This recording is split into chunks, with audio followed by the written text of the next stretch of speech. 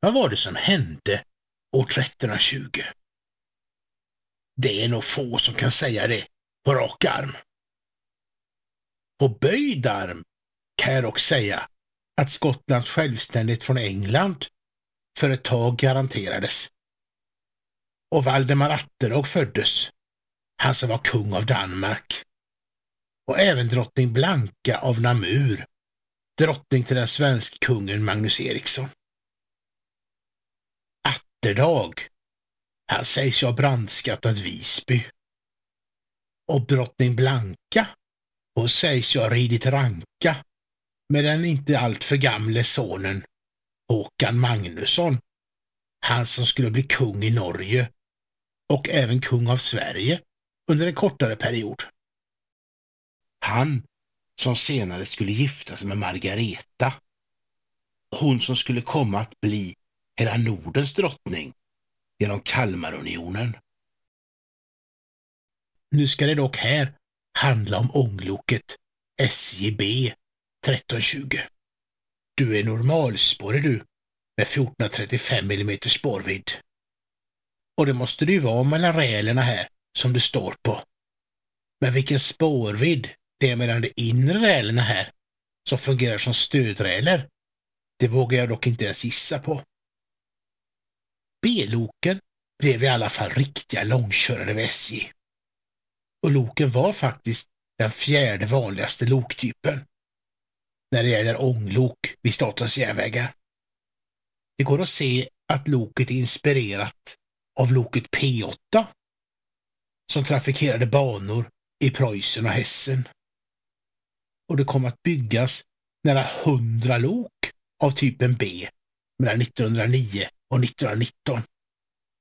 Och så beställdes 3 ånglok till på 1940-talet av SVB, Stockholm Västerås Bergslagens järnväg. Det byggdes lok av AB Motala Verkstad och det byggdes lok av Nydqvist och Holm, Nohab. Och det byggdes lok av Svenska järnvägsverkstäderna i Falun, ASJ. De flesta loken byggdes i Motala, även om det nog är många som förknippar just B-loken med Nohab i Trollhättan. Och här utanför den gamla fabriken har ju nummer 1320 blivit kvar. Som ett av de omkring 3000 lok av olika slag som totalt byggdes här av Nohab i Trollhättan. Nära 20 meter långt är loket och drygt 70 ton tungt.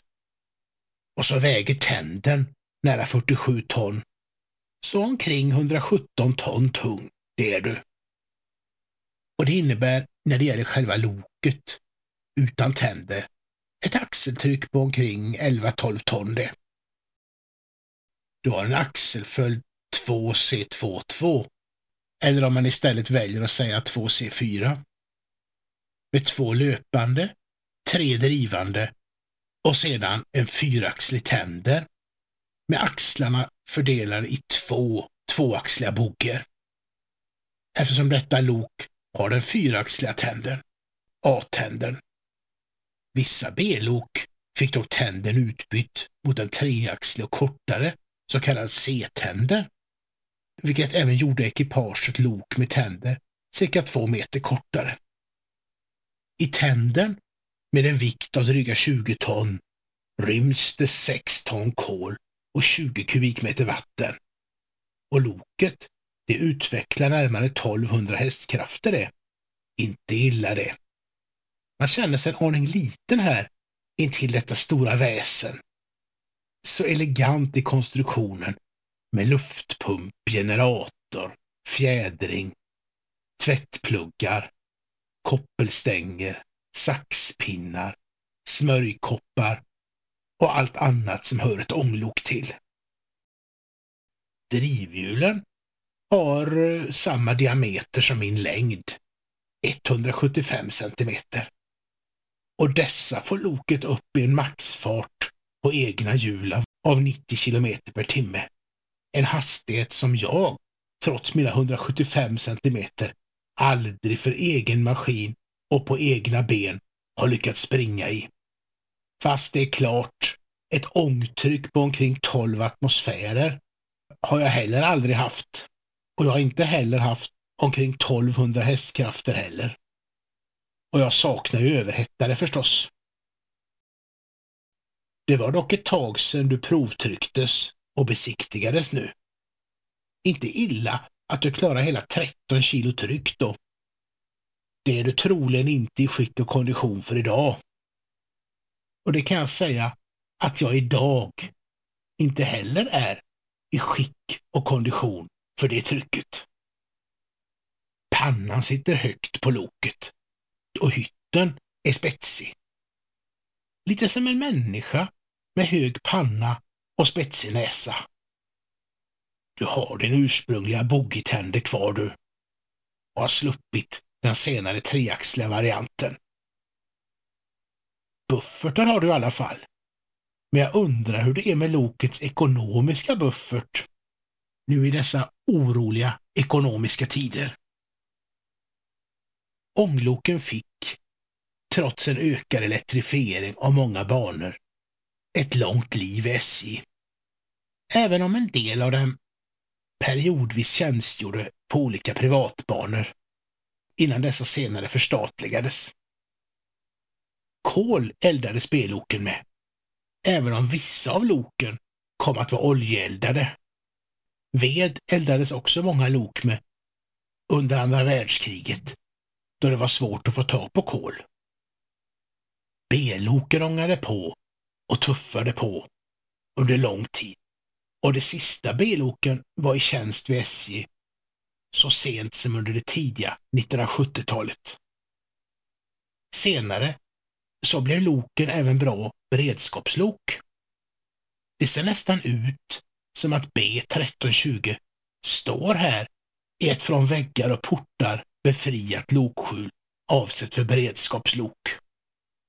För dessa skjul för beredskapslok ser ungefär ut på detta sätt, fast då med väggar och portar förstås.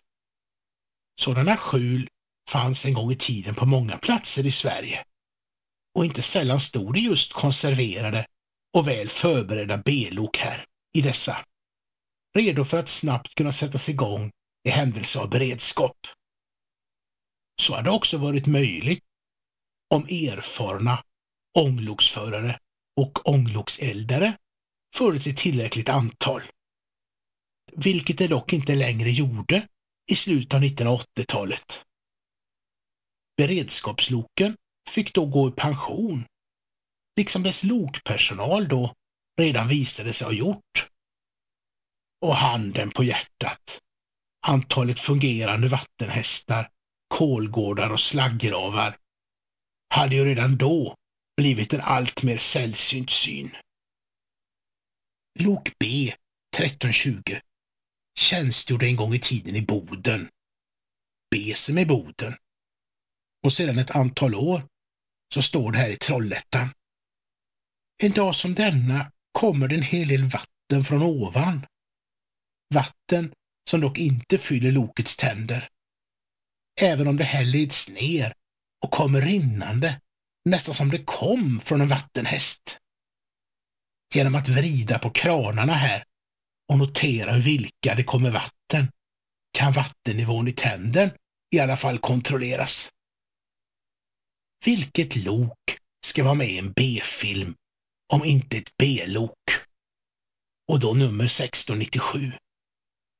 Det blev en B-film, Bonini Valley Railway i Storbritannien. Ja, inte en dålig sådan, utan en om en agent som har rätt att döda. Och så har det visst något med Östtyskland, kärnvapen, ett cirkuståg och en indisk bläckfiskkult också. Och 1697 brann förresten slottet Tre Kronor nere i Stockholm. Och då förstördes många tavlor, möbler och inte minst dokument från den svenska medeltiden. Spännande när årtal kommer tillbaka i form av loknummer. Det är helt klart bättre med eld under kontroll i fyrboxen på denna lyckade ånglokskonstruktion än en okontrollerad brand på ett slott. Helt oavsett hur många kronor detta slott har. Loket här borde kanske få en krona med tanke på dess lyckade konstruktion. För något med B behöver ju inte alltid vara dåligt.